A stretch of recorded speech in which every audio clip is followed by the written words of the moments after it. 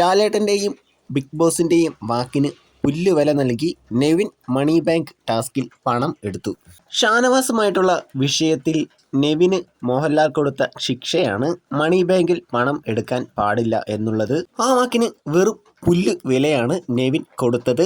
ഇന്ന് നടക്കുന്ന ടാസ്കിൽ നെവിൻ പണം എടുക്കുന്നുണ്ട്. നെവിന് എവിടെ നിന്നാണ് ഇത്രയും ധൈര്യം വന്നത്? അതിന് ഒരേയൊരു ഉത്തരം മാത്രമേ ഉള്ളൂ. കൂടെ നിൽക്കുന്നത് അക്ബറാണ്.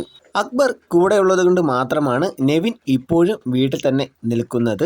നെവിൻ്റെ സ്ഥാനത്ത് വേറെ ആരെങ്കിലുമായിരുന്നെങ്കിൽ ഷാനവാസുമായിട്ടുള്ള വിഷയത്തിൽ നെവിൻ വീട്ടിന് പുറത്ത് പോയേനെ. മുമ്പത്തെ സീസണിലൊക്കെ മണി വീക്ക് എന്ന് പറഞ്ഞാൽ ഒരു നിശ്ചിത എമൗണ്ട് പണപ്പെട്ടി വീട്ടിൽ കൊണ്ടുവന്ന് വെക്കും. അതിൽ തൊട്ടാൽ അതെടുത്തുകൊണ്ട് പുറത്തു പോകണം. എന്നാൽ ഈ തവണ വ്യത്യസ്തമായൊരു രീതിയാണ് ബിഗ് ബോസ് ചെയ്തത്. പണം പൂക്കുറ്റി പോലെ പറത്തി വിടുകയാണ്. മത്സരാർത്ഥികളെല്ലാം അത് വാരിയെടുക്കുന്നു. എന്നാൽ നെവിന് അതെടുക്കാൻ ഒരു അവകാശവുമില്ല.